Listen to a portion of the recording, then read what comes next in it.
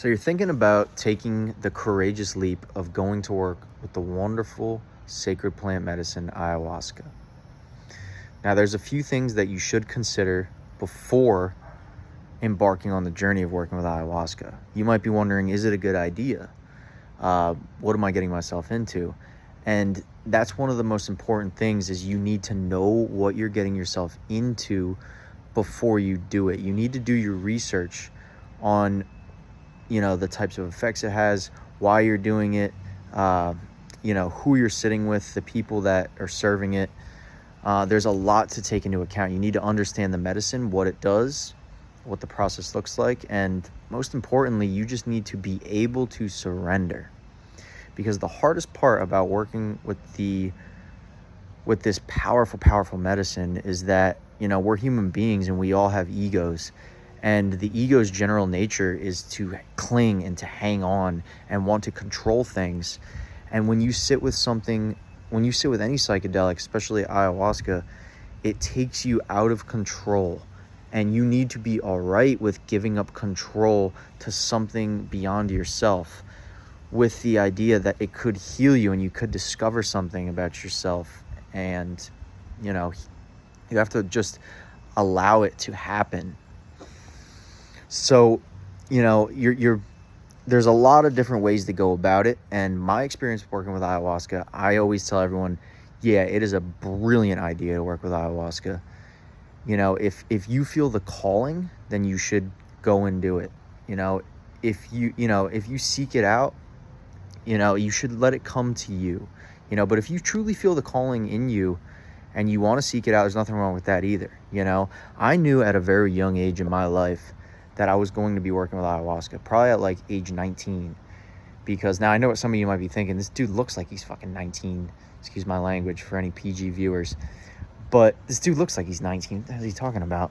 And yeah, I know, with my haircut now, I do look like I'm a junior in high school, but believe it or not, I am 30. So, and I do have quite a lot of experience sitting with this sacred medicine. And so, my experience, I knew at a young age I was going to work with it. And so about like age 23 was probably my first time, because, in my life growing up, I always felt like I had a giant like physical block around my heart and giving and receiving love.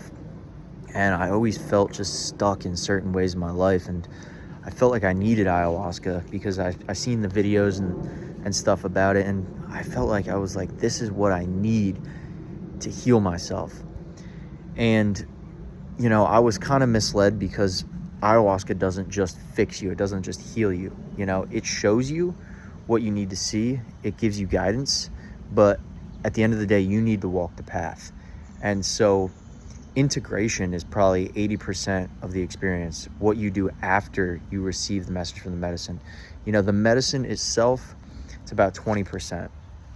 And so, my experiences working with it, it's been insane. Like, it really is such a miracle, this medicine, and what it can do for you is unexplainable. And so if you really feel the call, then it's such a great thing to do. My first couple experiences, I really did try to hang on to reality. And if you're gonna just, sometimes that's what you have to go through in the beginning. You have to go through that phase of resisting what it's trying to do, and that's what it was like for me. At least I wasn't able to fully trust the medicine in the beginning, because it feels so alien, so foreign, and it's so difficult. It takes you through just the gnarliest feelings. And so it was hard for me to trust that in the beginning. You're encountering certain demons and different realities and different entities, and it's not easy to trust. But as I went on and kept working with it, which is a very courageous act, but I realized that this is something to be highly respected, and there's a lot there, and you can get a lot from it if you're willing to put in the work. And so I met a lot of people in my ceremonies. Like, for example, I met this guy who was stuck in the Trade Center during 9/11, had intense trauma from it. Ayahuasca was the only thing that could heal him. I met a guy who was a combat medic in I think it was the Marines, and he's seen some nasty stuff, and he had such bad PTSD and trauma from that, and ayahuasca was the only thing that could heal him. And so you hear all these amazing success stories, and you think to yourself, this plant has been around for billions of years, and it's been used for thousands of years by different tribes and lineages, and all these people are healing their hearts and connecting to their souls and their higher self through ingesting this beautiful plant, which the main ingredient is DMT, which connects us to the spirit realm. And so, if you're willing to put in the work, then the healing is very possible. I have seen many benefits in my life, but, it's with psychedelics, once you get the message, you got to hang up the phone, and integration is like, you see people that constantly go back to the medicine, and it's like they get addicted to medicine. And, you want to receive your healing, receive your messages, and, work on integrating that in your everyday life. And integration looks different for everybody, but there are similarities to it. Like for me, integration looks like, just surrounding yourself with good, heart-centered community of people who understand, eating clean, spending time in nature, doing things you love. It's just walking the path. And when you sit with ayahuasca, afterwards you realize that every decision of your life is a ceremony. It's not like we're just being intentional during this 12-hour ayahuasca ceremony. It's like every single decision you make has so much power behind it. And so you're always either bringing life to yourself or tearing yourself down with each decision you make.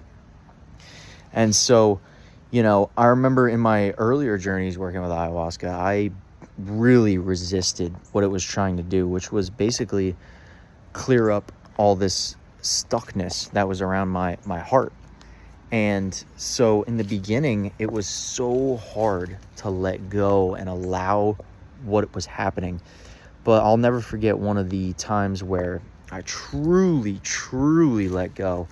I remember it was the same feeling that always popped up. It felt like this just extreme tightness in my heart, in my chest, that was just blocking my heart. And I was feeling it so intensely the one time. And out of nowhere, the shaman came up to me, grabbed me by the hand. It's like he knew exactly what I was going through. Took me outside, told me, face down in the dirt. And I could tell he meant business. He wanted me to get face down in the dirt to connect with the earth. And, he kind of knew what was going on with me. He has this intuitiveness to him from working with the medicine for so many years.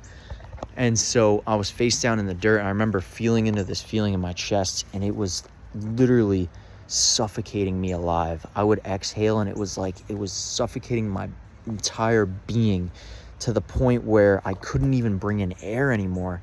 And I was like choking. And, meanwhile, while I was trying so hard to just feel into this feeling, but it was so hard. I remember just getting stuck in my head for a few seconds and then get back into the feeling. And like my thoughts were going insane. It was like just everything in my ego was telling me this is not right. I am not in control. This is like red alert. And basically what was happening, like when you think and you resist the experience by thinking, it prevents the healing from occurring, because it was basically like these like aliens were around me, and they had me on this like spiritual operating table. And the more I felt into this feeling, the more they were like reconfiguring my heart. And the more I was thinking and resisting this feeling, the more they weren't able to do their work. And so I realized, like, I need to feel this. I need to let go, surrender, stop thinking so much. And so eventually this feeling like absolutely exploded. It was like an exorcism, and what came out of me was insane. I was screaming bloody murder. I was crying. I was digging down into the dirt. I probably dug like a 2-foot hole into the earth. It was like I went ballistic. And then out of nowhere, it ended, and I kind of felt some relief. I was like, holy crap, I feel like I just absolutely got the devil out of me.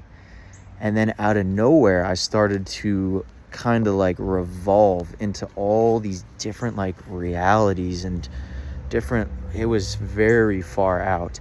And I started to think like, shoot, I might be stuck. I had this realization that the shaman was kind of using my energy to explore different realms of consciousness. And I kind of felt like a guinea pig, like I had gone too far and there was no coming back.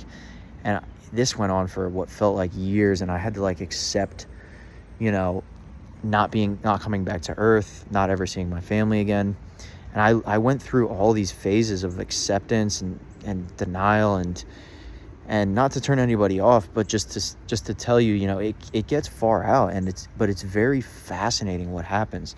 And it felt like, you know, I was like just a guinea pig for the shaman. Just, he was harvesting my energy to explore. And obviously this wasn't the case. And eventually the shaman came up to me, put his hands on my shoulders, spit some like holy water all over me, and I snapped out of it and came back to my senses and felt such intense love that night. And, you know, that was just one of my many experiences with it. But that was one of the more memorable, positive ones, but still difficult. You know, it's very difficult doing this work. And that's the main thing you need to understand if you're going to work with it. This is a medicine to be highly respected, and there is a lot of knowledge there. It's very sacred. It's very intelligent. It's like a sacred plant technology that knows exactly what to do to heal you. You can go into it with intentions. Yes, that's always a good idea, but I wouldn't become too attached to the intentions, because the medicine always has its own agenda.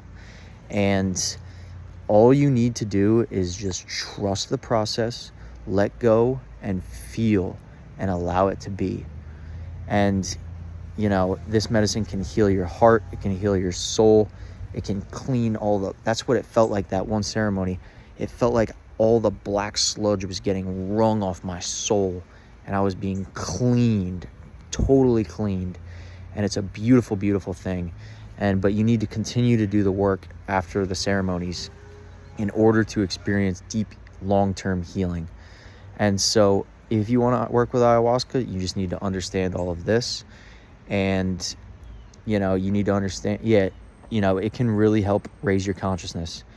And so, you know, it can bring you to higher states of love and connect you to your heart, which is extremely valuable in life. It's a great investment to invest your time into working with this plant, because it can bring you closer to your heart, your intuition, your highest self, your purpose, your mission in life, and ultimately love.